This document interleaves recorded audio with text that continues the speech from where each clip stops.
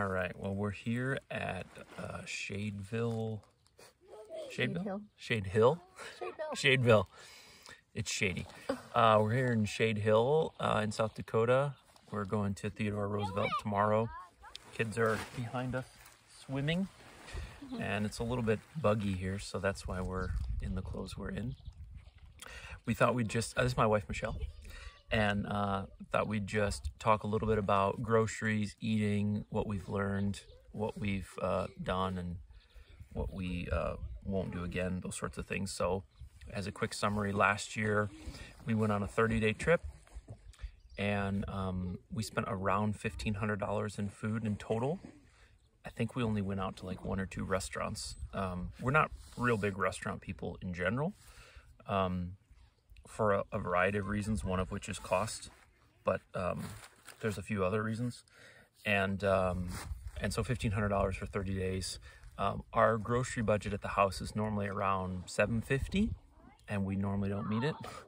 So, and that's with, my wife makes like all the bread and basically makes every meal from scratch, and we eat a lot of eggs that are cheap and things like that. So basically it was twice as expensive to eat on the road last year as it was to eat at the house. And some of the reasons for that were like individually packaged things that we normally would have bought in bulk, because it's kind of easier when you can just grab granola bars as an example, or individually, what's another example? Well, we don't usually eat a lot of snack foods at home, so that was one big thing. True. Like, because we're hiking and we're buying crackers and pretzels and Cheez-Its and even like treats. We use those for boosters for the kids on hikes. Right. As a fun thing, so. Right. Well, and we also, like, we don't want to go on a trip like this to try and spend as little money as possible. Like, we want to buy the kids fun things that we normally don't, Twinkies, whatever. Yeah, so anyway, so what we did last year, oh, that's leaky. Oh, well. No editing. What we did last year was Michelle picked out like 5 grocery stores, and we really sort of stringently planned exactly what day we were gonna shop, exactly like down to which city we'd be in and all of that. And that was kind of tricky because the grocery stores were all different shapes and sizes, and we didn't know the local brands and where things were. And so grocery day was always really stressful last year. It just took a long time because you didn't know what brands were sometimes, or if they were gonna have what you needed, or you went to a super small one time and it was really expensive. Yeah. And that was hard to research ahead of time. So. Yeah, so this year we decided we would basically use the Walmart app and do like these scheduled pickups where someone does the grocery shopping for you, and then you just pull up your car and they put it all in your car. And we've done that, what, 3 times now? Twice? At least 3. Yeah, so we ended up not doing it all the time. So just maybe share some of the, maybe the upsides are obvious. I mean, someone else does the grocery shopping for you, and you just pull up to the building and they bring you all your stuff. Maybe just point out some of the things that were unexpectedly negative. So one thing was you had to, put in if you wanted a specific time the next day that you wanted to be there, you had to put in your order, by a certain time the day before online. So that means you need internet connection to be able to do that. So one night it just took forever because I didn't have a good connection. And the other thing is you have to then put in, your specific store you're going to, and if they don't have what you need, when you go to check out, they'll say like all these things we don't aren't available. And then sometimes it like seemed like it was automatically trying to ship those instead. So I had to go through. There was just one night in particular with bad internet that it took a long time, because then I had to go pick something else out. Yeah, you were on your phone for like at least an hour and a half, 2 hours, and it was like really frustrating, tedious work. And then you also, you then have this schedule, like you have to be there between 9 and 10, and then, getting out in the morning if it's raining or the kids are grouchy, it's not always, I mean, by and large, you don't have much of a schedule on these trips. And then so all of a sudden, because of that, you do. You cold? Are you done playing? Yeah, so that was one thing. And then in a few states, they bring everything to your car. And they don't bring bags.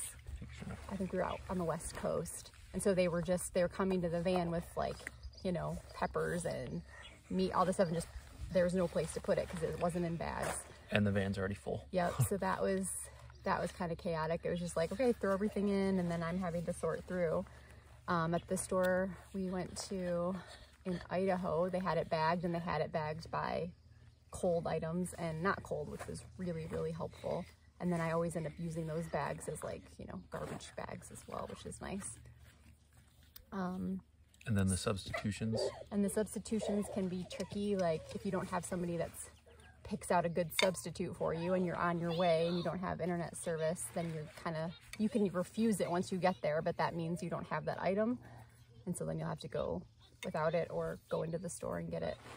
Yeah, which is kind of defeating the purpose. Yeah.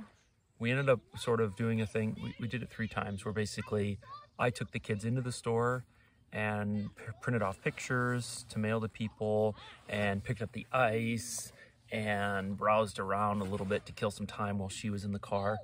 I think 2 or 3 of the times it was like around noon, the sun was out, we were on the non-shady side of the building, so like by the time I came back out, you were pretty like, you know, unhappy. Yeah, it was just a bad time of day to do it, but it was like you were planning it on the way somewhere, and sometimes you have to plan ahead because once you get close to Sequoia, there's nothing, or there's like a mini mart, you know, that's super expensive. You can't just get groceries. So yeah. The other thing so we only did Walmart pickup like maybe half the time. One time we went into Walmart and bought everything. And the times we did Walmart pickup, it was like for really long stretches, like before going into Glacier for 5 nights and before going to Olympic for 6. So it was really helpful to not do all of that shopping and have somebody bring it out while he was away with the kids in the store. And then I started sorting everything out. So what I would do is have like Ziploc bags. So I would buy like a big box of Cheez-Its, Goldfish, different snacks, and then individually put them in little snack bags so that as we're driving or as we're going on a hike, I could just grab a small bag or like toss it back to the kids. And then I went through everything and got rid of all the packaging that I could at Walmart so I could just throw that away. So it took some time, but that was really helpful later. The other thing that was nice if we did for grocery days is to have like, if you've gotten through most of your food and your cooler is mostly empty, that's really helpful because then you can really put everything in neatly and in order with the ice. So those were the best grocery days when we like basically were out and we got brand new like fresh ice and we cleaned out the cooler, and that was good to do at Walmart too because they have the big bags of ice. Yeah, so then maybe a couple things we've learned and things we would do again. We made a little list. So at Walmart and other stores, they have rotisserie chickens for $5 or $6 that are hot. And so we would grab 2 of those on grocery day and then just kind of eat as we go in the car or when we get to camp that day. That was a pretty easy, inexpensive, pleasant, warm meal. Yep, and then we would save the rest. I would just put it in a Ziploc in the cooler for another time if we had leftovers. Yeah. Then at the back of Walmart, where like they keep the milk, they have like a little cart which is like yesterday's baked goods. The prices were okay. I mean, it wasn't a steal. It was like 30% off maybe. But my cousin turned us on to that. He has 9 children, and it's sometimes you fall into rhythms where you always buy the same treats and sweets, and so sometimes that can be fun because it's like, well, normally I wouldn't buy this, but it's on sale, so why not? And it was fun for the kids. The other one was Jimmy John's. We've only eaten there once or twice, but you can buy their bread from yesterday, and it's 50 cents for a 12-foot, sub type roll. And so we used that for sandwiches and stuff a bunch of times. That was pretty good. Yeah, recent discovery. Yep. And then salads, I think I did another video about that. We have this collapsible salad bowl from Fossils, which I think it's really not gimmicky. It's legitimately useful because to mix up one of these big salads, these bagged salads, you need a big bowl, and yet having something like this around is a pain in the butt in the car, and it flattens, so you can store it almost anywhere. What else? Any other tips?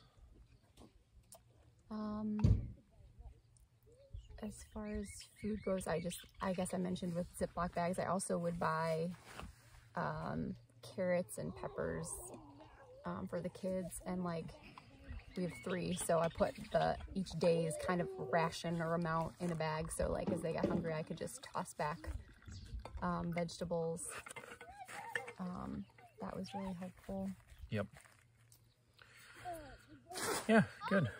Well, we don't want to ramble too much. We just thought it might be interesting to some people, sort of what we learned from eating on the road. Obviously, people are not everyone makes their own bread, and they're used to buying store-bought bread. And people are more interested in going to restaurants maybe than we are. So your experience might look really different. I have one more thing. Also, I was just going to say that this year compared to last year, I made the meals a lot more simple, and kind of we've eaten a lot of the same thing until we're sick of it, and then we switch. So last year I tried to, you know, every night's a different dinner, and this year it was just like, oh, kids, you want hot dogs again? Okay, good. Here's your vegetables, here's your fruit, here's a hot dog, and that has made things a lot more simple for shopping and for planning. Until we get sick of something, we've just been kind of eating the same thing. Maybe one other thing, in case you don't see the other video, so we brought 2 coolers this year. We brought like a 60 quart liter Coleman on wheels, and then we have I think it's 18 liters, maybe 28 liters, can't remember. Anyway, it's a little red one by Igloo. It's like $20 at Walmart, and it goes in between the front seats between us. I took out the center console, and so that's really nice to load with. Well, for one, it keeps you from going to the trunk, you know, over and over and over again, and opening up your big cooler where you have like meat and stuff that could go bad, and then it allows you to kind of pre-plan for your day. And I would like load it up either the night before or the morning, especially on the days we were gonna be traveling all day, and so then I had like cold stuff just right there, and that was way better than last year. Yeah, last year we had the big cooler behind your seat. You were kind of always doing acrobatics to get to it, and it was always a pain, so that worked out really well. Yep.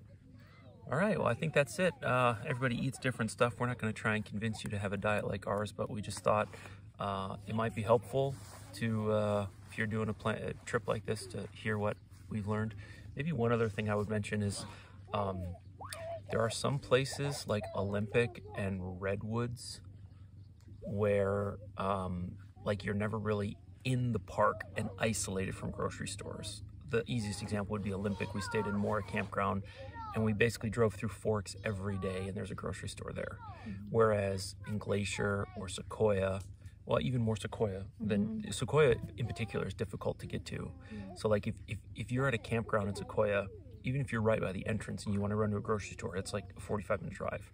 So if you're new to this and you're trying it out, or if you have the ability to choose different different national parks to start out with, try and start with one not like Sequoia, not like Arches, not like Canyonlands, where you're closer to a town, you know, or you're even going in and out of a town regularly. That way, if you do miss something, you're not stranded. Because spending like $9 for a 5-pound bag of ice in Sequoia, or worse yet, buying food there, I mean, that just hurts. So Olympic and Redwoods, like those are just 2 parks that come to mind that are way more flexible. You're always passing by a grocery store. So anyway, we're coming up on almost 15 minutes, so we'll let you go. Hopefully that's helpful to someone. If you have any questions, leave us a comment and we'll try and answer. Thanks.